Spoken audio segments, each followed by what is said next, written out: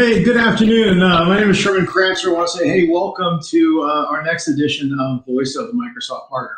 Sadly, after, we have 56 months in a row of doing this, I will not be able to be here today. It is my 50th birthday coming up. And my wife actually scheduled a nice 4-day weekend that happened to start tomorrow, or actually today on Friday. And so I can't make it here today, but we've got a great lineup for you. We have Andres Oseguera, who's going to be our main facilitator for the day. And we also have Andrew Bowe from Microsoft, who's actually the chief architect of this new SMB path for Microsoft partners.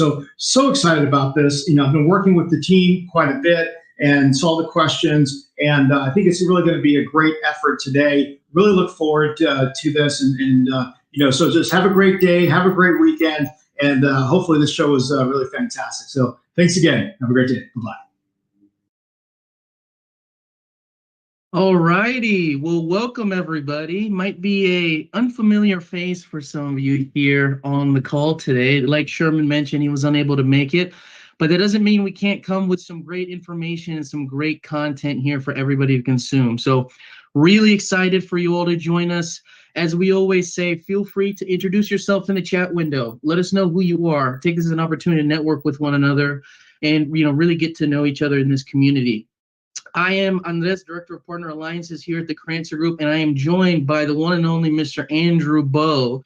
And so, Andrew, I just wanted to pass it over to you here just to give a quick introduction to everybody, just to say hello. So, over to you. Hi, good morning, good afternoon, good evening, no matter where you are in the world. My name is Andrew Bowe, so I'm the Director of Partner Strategy for small and medium businesses at Microsoft. That's my day job. I also have AVD and Windows 365 in the afternoons and evenings.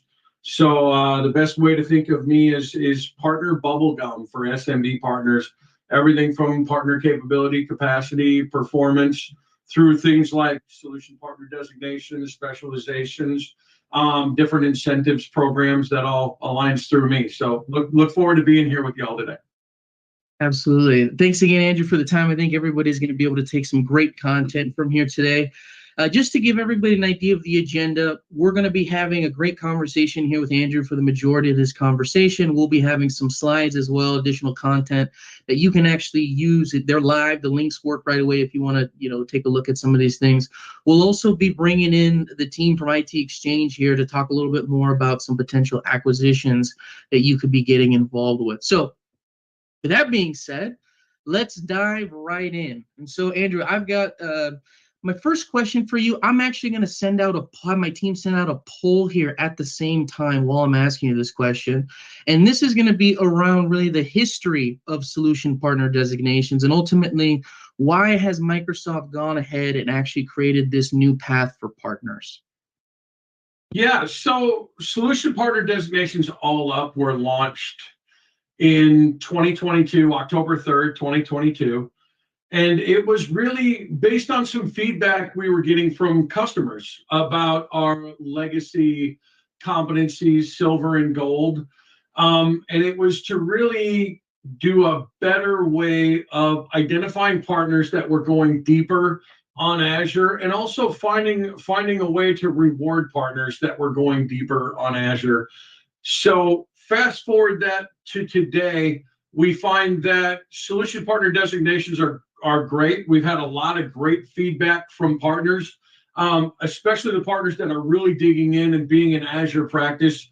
And you can see it in the partner growth rates. Specialized partners and solution designation partners are taking off like this, whereas partners that are pretty much on legacy competencies and haven't been engaging as much, just aren't seeing the growth and the profitability of their Azure practices in the same way. Now, that being said, we were also listening to partner feedback and coming to understand that for partners primarily in SMB, that may be smaller businesses themselves, there was some challenges for getting the solution partner designation. And so we sat back and interviewed, I probably interviewed 100 partners and to try to identify how do we make sure that we right size the solution partner designation for all partners. And the SMB path is just that. These are different paths to the same destination. There is one solution partner designation that is the final goal. And across this is, across data and infra, et cetera. But the goal is really to listen to partner feedback and making sure that we're capturing all partners, all customers, and that we're still upholding what I consider to be a customer promise. The solution partner designation says we've set a bar for these partners to hit, and these partners have hit it. And I think one of the core tenets that I operate under is make sure that we're upholding that customer promise. Absolutely. And, I get a lot of questions from partners, and they ask me, okay, I get it. I've been told I need to go get this solution designation, and I've got these other, different things in place that I gotta accomplish in order to get there. Could you maybe give me a little bit more context on Microsoft's strategy for designations, in general? Because I know from Microsoft's perspective, you're able to identify the different partners, their skills, their capabilities, but is there something beyond that you think is relevant to share here with partners that can help them on this journey? Yeah, I would say three things. And none of these are temporal statements, but I will say from a snapshot of right now, solution partner designations, solutions partners help us as Microsoft identify partners that are really growing, that are digging in, that are delivering positive outcomes with Azure. And believe it or not, that's really challenging. I mean, we obviously have a vast and diverse partner ecosystem. So finding a way to help identify which partners we can invest in, which partners are growth levers for us, is extremely important. I would also say going forward, we're going to continue to invest in partners that are investing their time and their business practices in us. There's no question that Microsoft can do what no other company on the planet can do. You need a little Okta and a little bit of Zoom and a little bit of all these other companies spun in together to do what we can deliver from a customer outcome with one door to step through and one aperture. But we need to make sure that we're identifying those partners and we're delivering skilling to the right partners, and we're helping partners deliver that customer promise. So it helps us forward-looking identify those partners.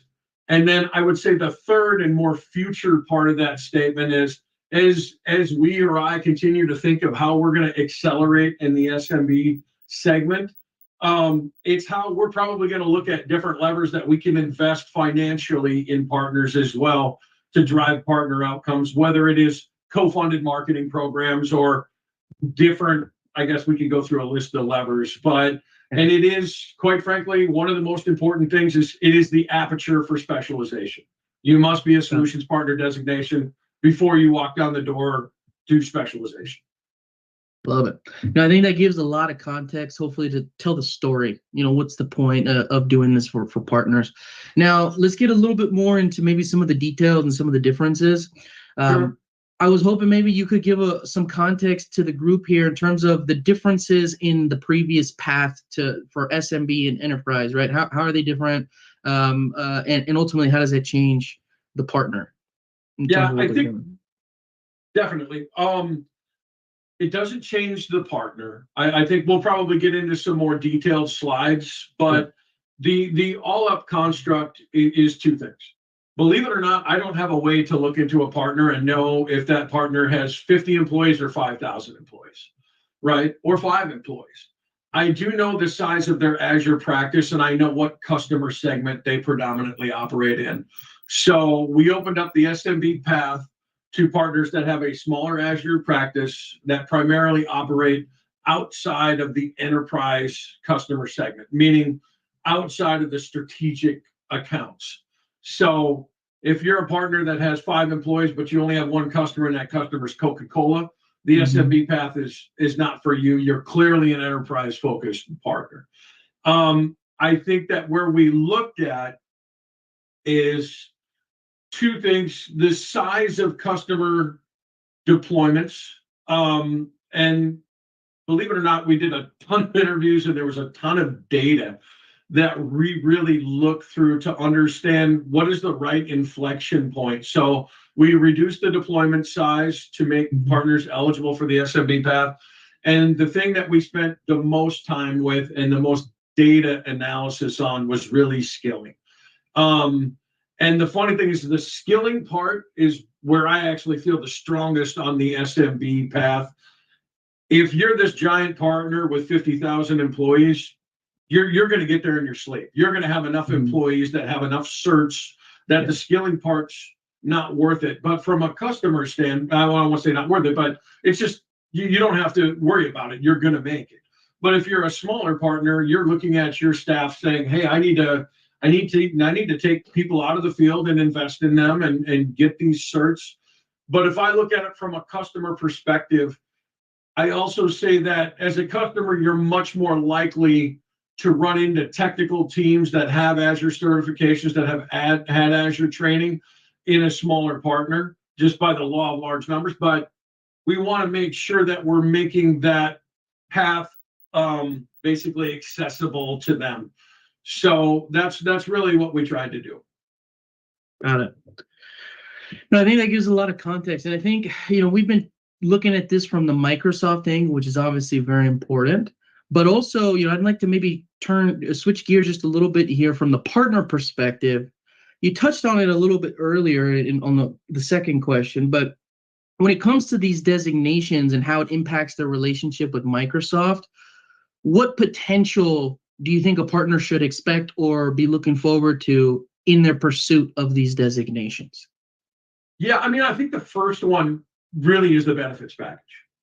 Okay. And that's definitely how we're going to align with the internal use rights, et cetera, that are available for solutions partners. I think the second thing you're going to see now and in the future is growing assets to increase customer reach and how to co-sell with Microsoft. Microsoft sellers, whether they engage with partners, with customers, they're going to look for specialized partners and solution designation partners to engage. Co-selling with Microsoft is a complicated web, but for an Azure seller, they're going to need a solutions partner, at minimum, a partner with a solutions partner designation. So it's really important from that standpoint. And I would say the other, and we'll get into this, is, of course, access to specializations. It's the aperture you must blow through, as I mentioned previously. And the other one is we're looking at all sorts of different levers in the future. And I will tell you that everything we look at hinges on solution partner designation as that bar to hit. Solutions partner designation is 1,000% the way we are going at Microsoft. So partners should be ready. They should be getting prepared. Hint, hint, hint. This is something that will be beneficial for them in the future. Got it. Is it fair to say, as I'm listening to you go through this, Andrew, is it fair to say then that these designations don't necessarily change the metrics that Microsoft is looking from partners? It only changes the types of customers that they're influencing with those metrics, right? You're still looking for somebody who's growing, somebody who's bringing new workloads, somebody who's certified, but you're specialized with SMB as opposed to maybe some larger customers. Maybe I'm wrong. Pick that apart if I'm wrong. Yeah, I can pick that apart a number of different ways. I would think of it this way. From an all-up solutions partner standpoint, these are the partners that are investing in us that we want to invest back in. And whether it's on data or infrastructure, whether it's go-to-market resources, whether it's the CSP customer acquisition incentive, which I think is just something we'll probably touch on it a little later in this call, but the absolute scale of that investment is mind-blowing. 15% of everything on planet Earth. I cannot invest in tens and tens and tens of thousands of partners who maybe might be doing something on Azure. I can invest in thousands and thousands and thousands of partners that I know are, right? And that is 15% of every customer on planet Earth that transacts via CSP with a partner. So yes, that is exactly how we are looking at solutions partner designation and why it's so important. I love it. No, I appreciate that context, Andrew. I think that's a great start here to the conversation. I'm going to let you take a quick little break, and we're going to get deeper into specializations and some of the additional benefits here shortly. But we'll quickly jump here to the IT Exchange team, and I'll bring Tim up here to have a quick chat with him. Hey, Tim. How are we doing? Good afternoon, everybody. I think afternoon for most people. Yes, I'm technically still Pacific time, so we're almost there, but I'll count it. No big deal. Tim, if you wanted to just give a quick little introduction to everybody first before we get started here, I think that'd probably be a worthwhile time. Great. Thanks so much. My name is Tim Mueller, co-founder of IT ExchangeNet. We are a 26-year-old M&A firm that focuses very deeply in the Microsoft space.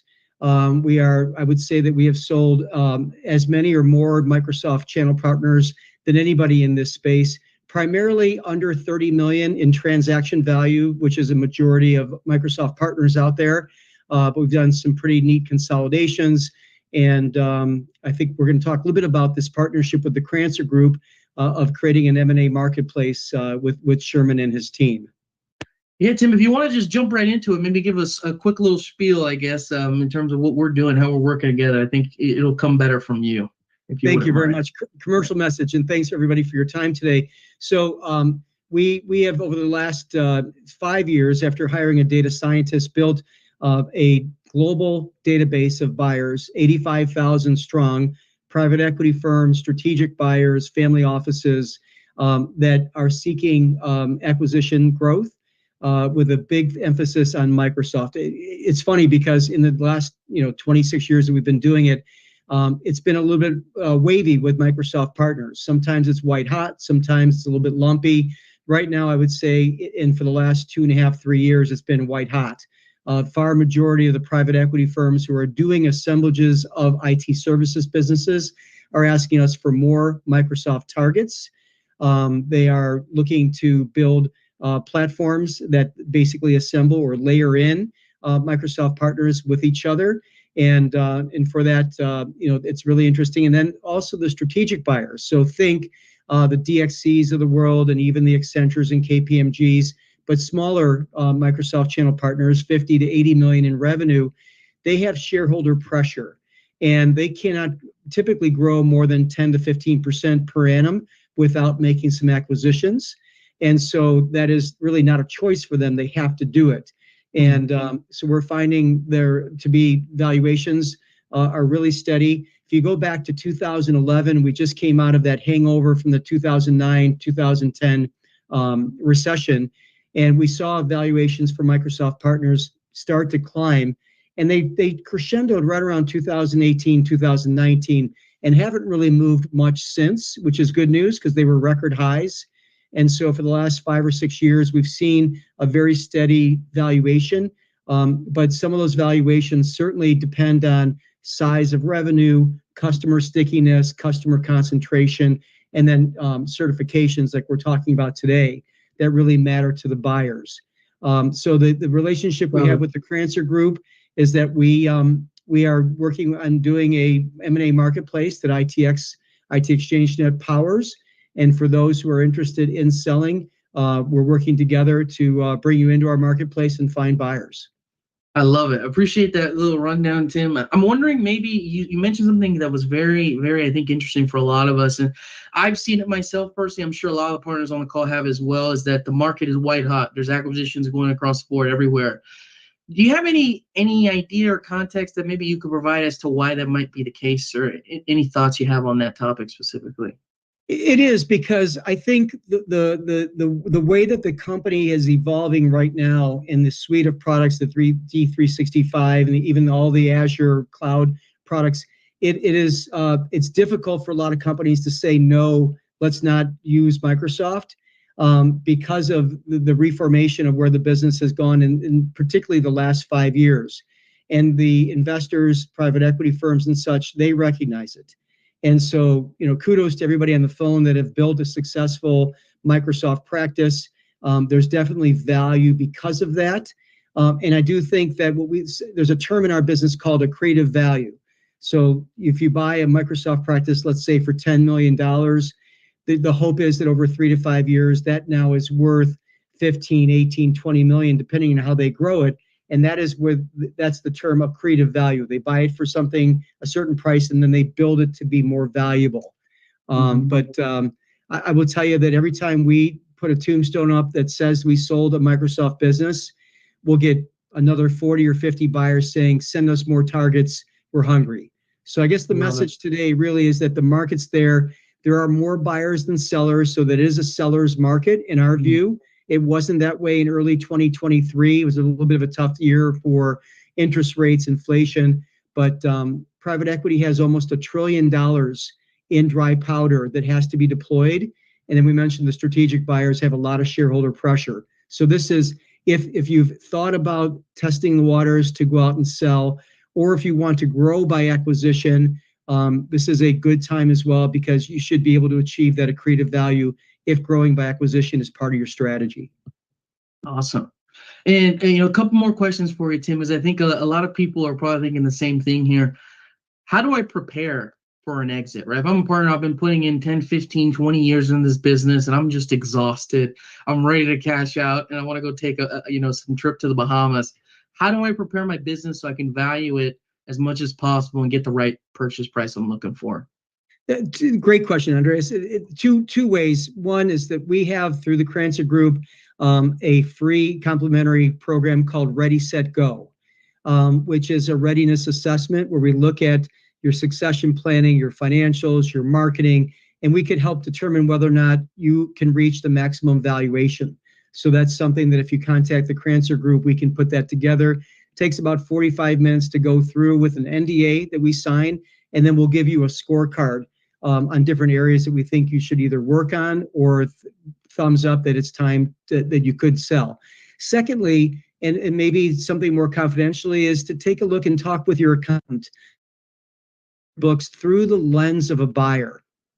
Have him or her come in and do an audit, a light audit, to see if they were representing a buyer, what are the areas that need to improve, at least on the financial reporting, because a big part of it is that they're going to assess, what your messaging is to the marketplace, what your offering is, where your certifications are, but where they really dig in deeply are the financials.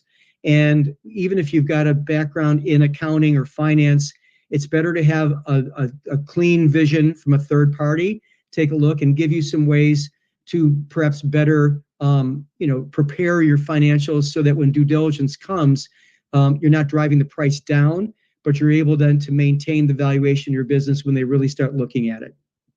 I love it. No, this has been great, Tim. I always get really excited when I speak with you about this stuff because I think it's an amazing market. I think it's really exciting.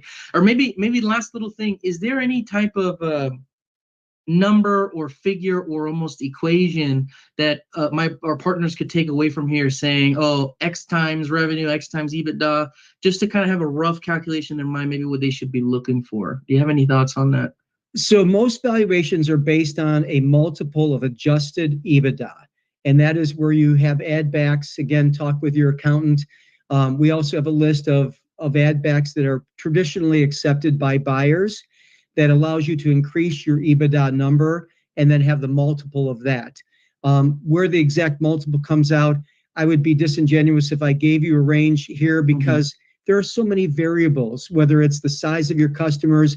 If you've got a customer over 25% of your total revenue, that will decrease valuation because the risk is higher. If you have a certain number of either certifications as a practice or specific employees that are highly certified, that pumps it up.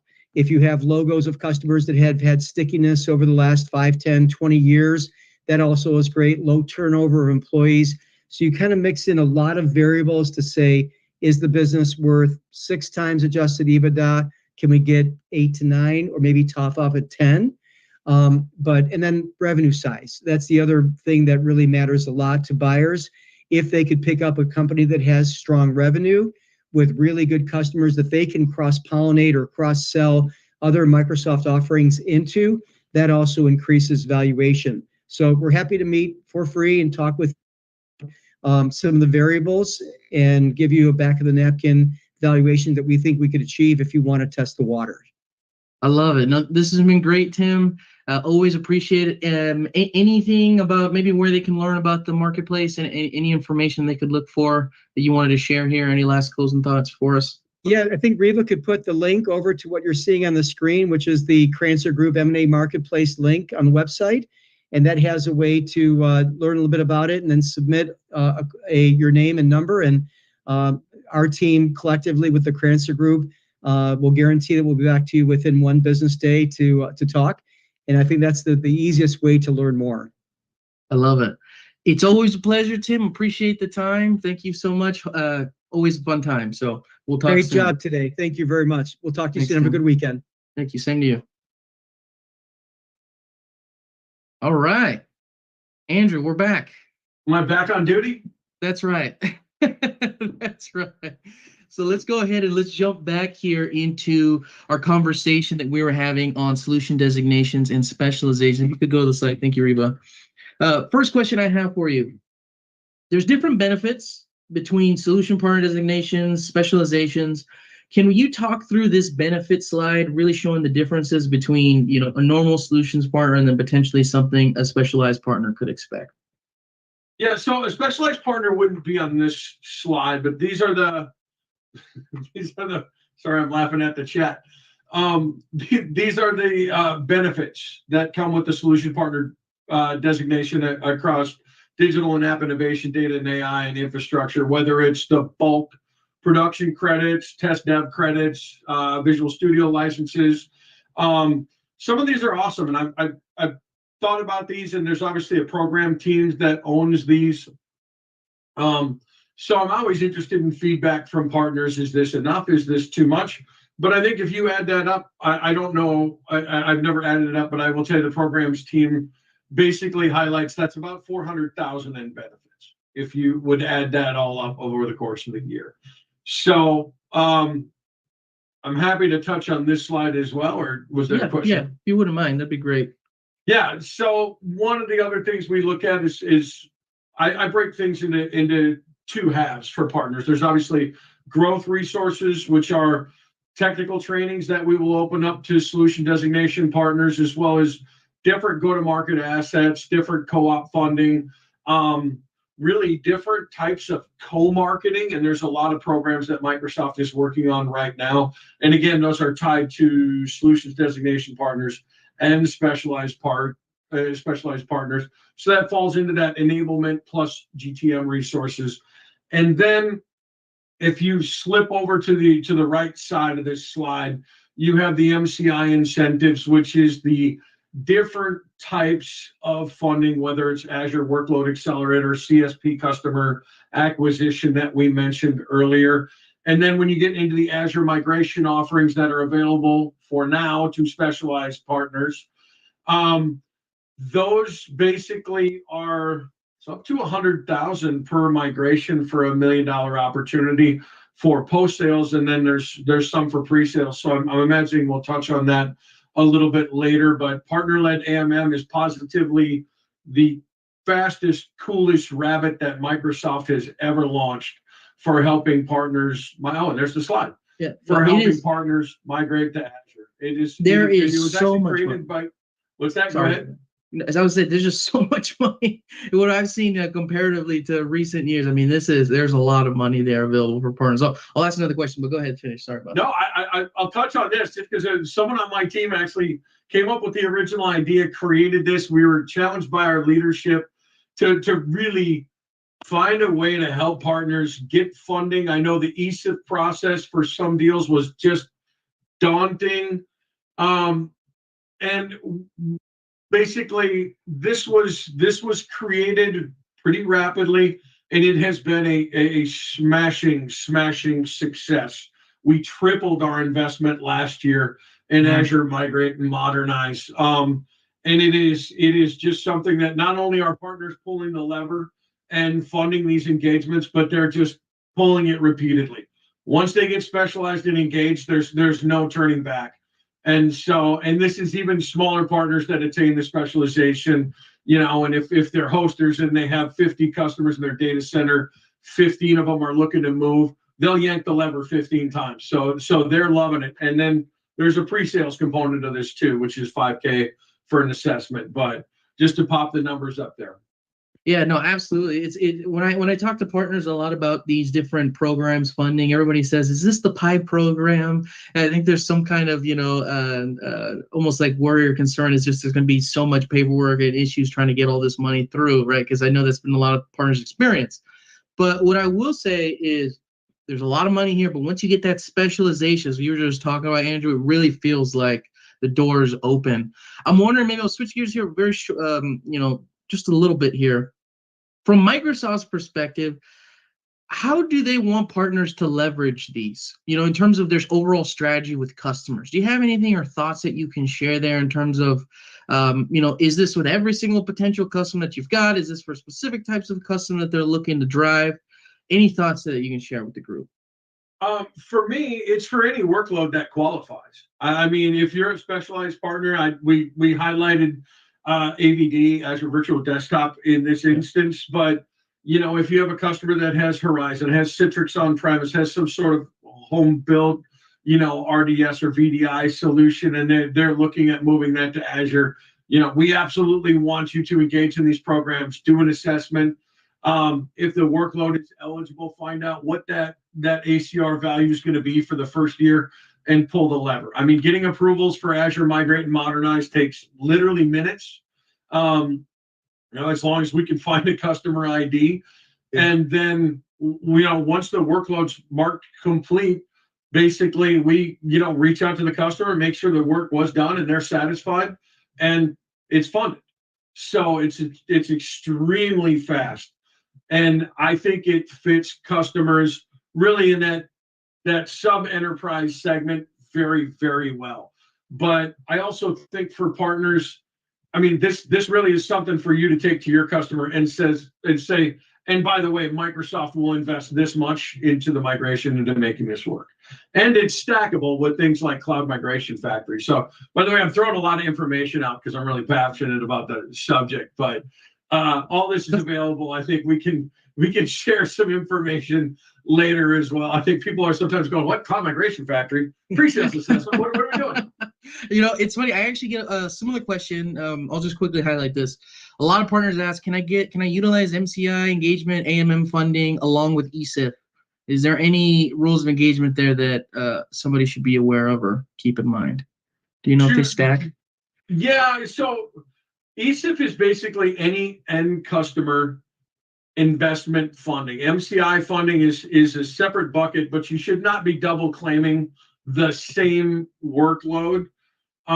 There's a couple of reasons for that, but generally speaking, you'll be in compliance, trouble because we've already asked you if you're receiving other Microsoft funding for this workload.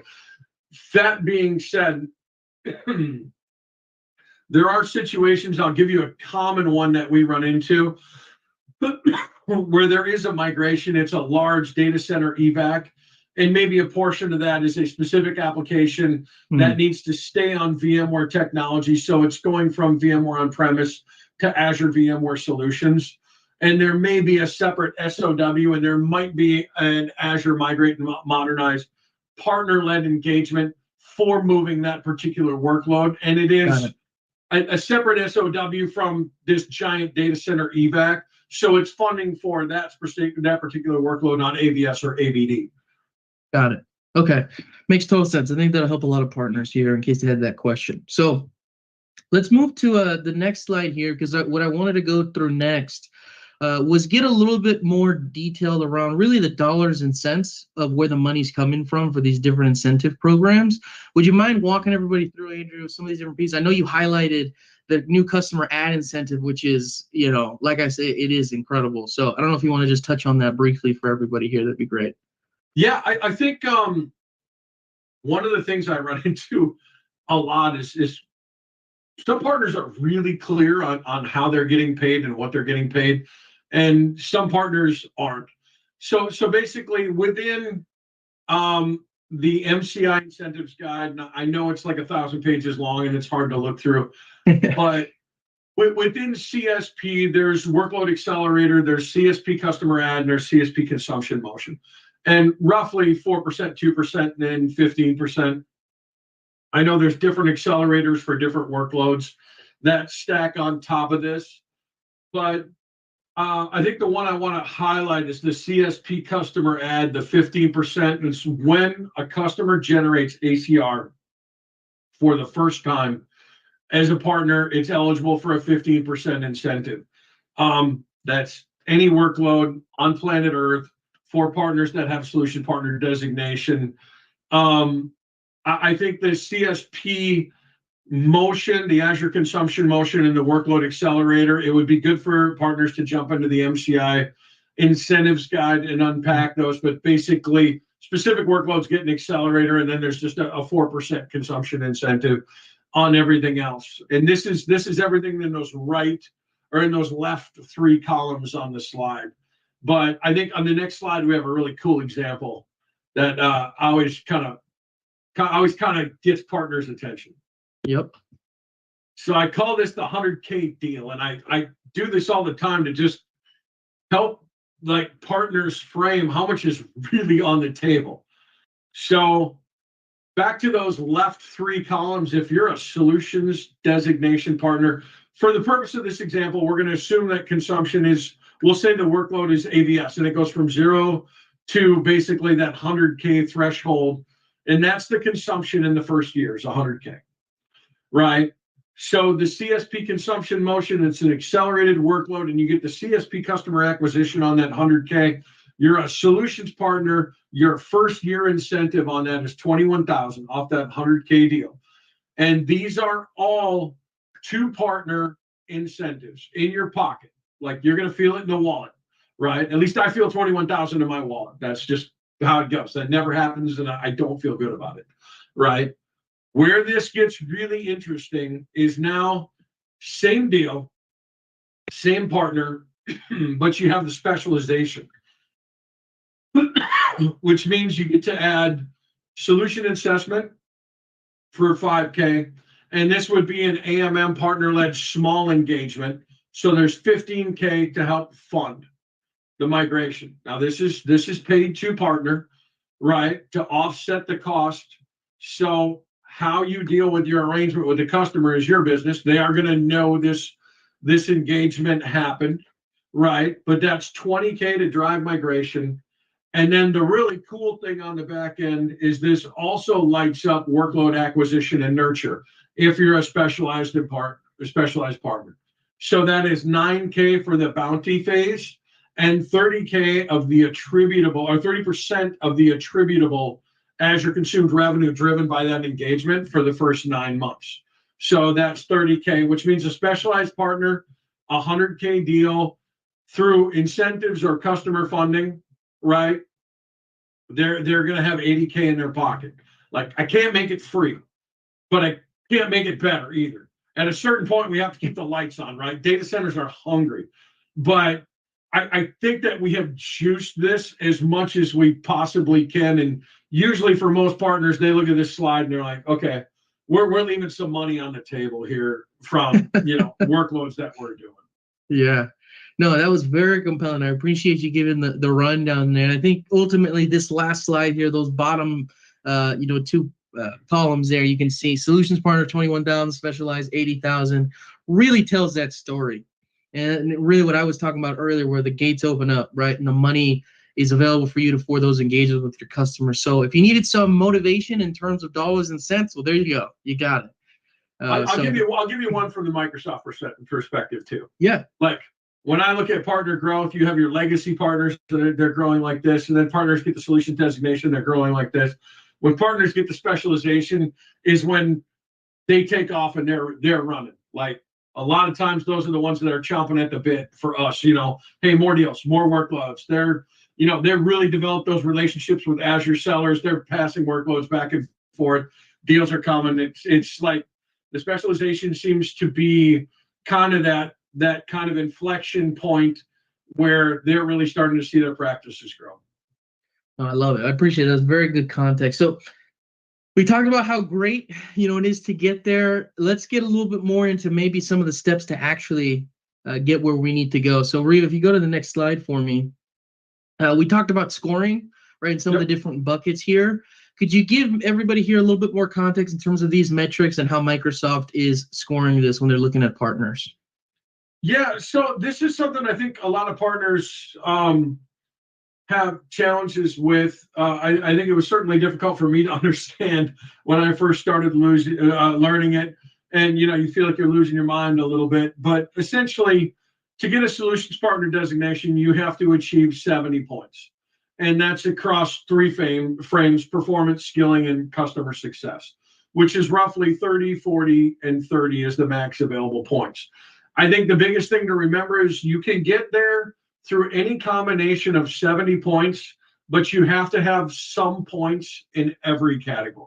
Mm-hmm. Meaning, if you're getting there on performance and you're getting there on customer success, the maximum number of points that would be available to you would be 60. You still will have to have some skilling.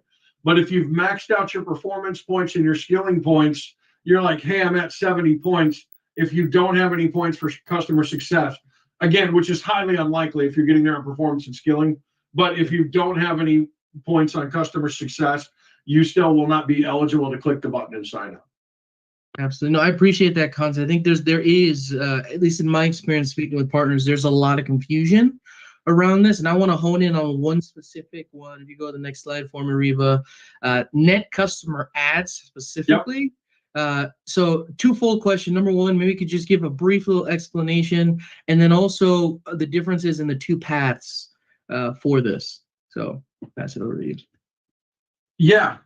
And so from the net customer ad standpoint, there's a reason we look at trailing 12 months is we found out that there was partners that hadn't added a new customer in 5 years, but they were getting there on some net customer ads from 3-5 years ago. And so we have trailing 12 months. We're looking at up to 3 customers, 10 points per customer. And one of the things we did, just because the size of the customer workloads are a little bit different, the SMB path has contributing customers have to have greater than $500 a month in ACR versus the enterprise path that's $1,000 a month. So it's again trying to right size that contributing customers threshold for partners that tend to operate with customers in the SMB space, and probably a little data-driven insight. As much as there might be a tendency to say, wow, but that really would help the enterprise path partners, it actually doesn't. The enterprise path partners tend to be way over that threshold. Like the $1,000 a month thing is just usually not a challenge for any customer in the enterprise space, but it can be a challenge for a customer that has a smaller environment, a couple of VMs, a couple of workloads. It's like, sheesh, 1,000 is, I have to work hard to get my customer there, Yeah. So the goal was really to still have the threshold high enough to prevent fraud, which is a huge issue for us. But, we need to make sure these are real customers, but then make sure we're aligning with customers that our partners want to do business with and are doing business with. No, I love it. I appreciate that. And I'll get to the question, Phil, that you mentioned in the chat here shortly, because I think that question in terms of, who to point to goes hand in hand with the skilling piece of this as well. I know I've gotten a lot of questions on net customer ads as well as skilling. I'll have my team send out a poll. Let us know if you need some help with some of these skilling requirements. We actually have a way for you to go through the process of helping you attain that. You can think about building a bridge to that solution designation if that's something that you need help with. From the partner perspective, Andrew, a lot of things that I've heard with the skilling is I'm able to service my customers very well. I don't have these, different certifications. What's the best way for you to move forward to get this? And I usually tell them, hey guys, these are the rules of the engagement. You need these certifications. Go through the process of getting everybody certified. I know they're doing the job, but this is what we need to do. So I'm wondering maybe if you could give the Microsoft's perspective on that, and then also, again, the comparison of the two paths for everybody on the call today. Yeah, there's probably 3 things, and this is just in the spirit of transparency. I get feedback from 2 sides. I get feedback from the partner side, and I get feedback from the customer side, right? And there's customers that sometimes are expressing frustrations, saying, hey, we didn't feel like this partner, all their staff was really delivering at the threshold that we expected a Microsoft partner to deliver. And then, of course, the feedback you just mentioned, where partners are saying, hey, I mean, look at the ACR, look at what we're driving. Do I have to go get everyone skilled? So completely transparent. I mean, I have to balance that across the global ecosystem of partners and customers, and I need a metric that I can identify. That's one. Two, this is just me personally coming from a smaller partner. Partners tend to build where they skill. I mean, if they're skilling, that's evidence to me that they're investing in building a quality Azure practice. And three, I can see that. So I can take a look at a partner and say, hey, listen, they have 10 skilled individuals in this workload. They're on the path to specialization. So we look at a lot of these things when it comes to, our partners managed? Are we, looking at picking this partner or that partner?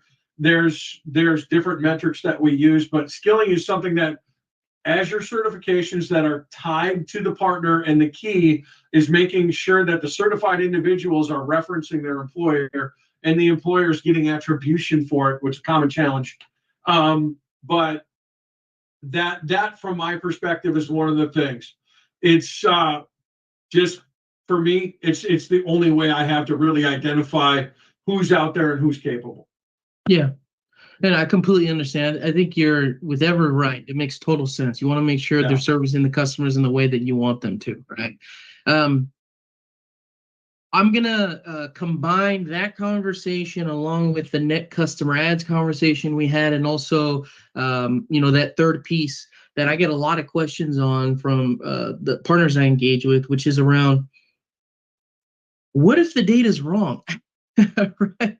I've got this host of customers that at least I have in my business that I've seen and I believe I'm influencing. But when I open a partner center, things don't quite align with exactly what I was expecting. Do you have any advice or any thoughts that maybe you want to share with the group here in terms of some steps to take to figure that out? Yeah, so there's a bunch. And just for the record, this is one I've heard a million times. Listen, look how much I paid you over the last year, right? We paid you millions of dollars, and you're telling me I don't have 30 points for customer success.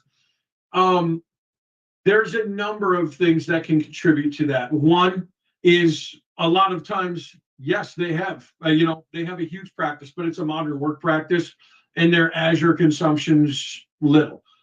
Two, sometimes there can be attribution errors, especially if they purchase through an indirect provider. So that sometimes, they'll have to create a support ticket or work with like a company like Crancer that aligns with Microsoft to get that unpacked. I would say the third one is probably the most challenging, but I see it from the other side, which is if they're attributed through PAL, partner attributed licensing. We see partners that are, quite frankly, they're attributed to a customer that's involved with many partners on many workloads via PAL. And quite frankly, they're showing up in everything that's applied to that customer, but that particular partner didn't actually do that work. So if they lose PAL, all of a sudden, all this stuff they had with this big customer that's involved with 10 partners comes off of them in Partner Center, and they're like, what do you mean I qualified yesterday and I don't today? So, maintaining PAL in customers that you're active with is extremely important, but there can be errors, there can be attribution errors, there can be misunderstandings about how a particular customer went. I would say that this data can, quite frankly, at a global scale, get a little hairy to unpack for the support teams, but we absolutely do our best with it. And I think this is hard, but I've been a number of numbers of these escalations now over the last couple of years.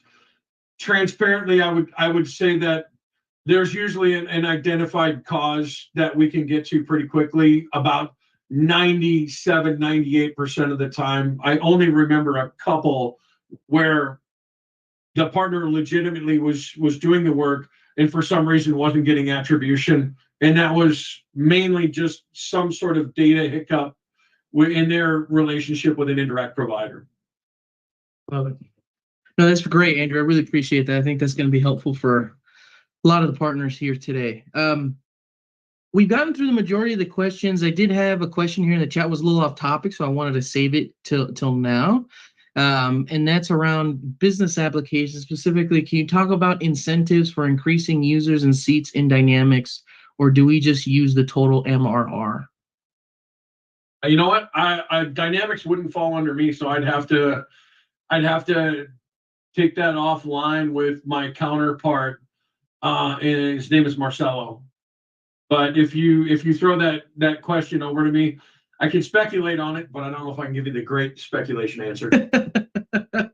No, I think that's the right move. No, I appreciate it. Does anybody have any last questions for me and Andrew here before we wrap things up here? Any other thoughts? If not, let me know in the chat window. In the meantime, while that's going on, Andrew, any last thoughts to leave the group with here? I thought we've covered some amazing things here, and I really appreciate, again, all the time.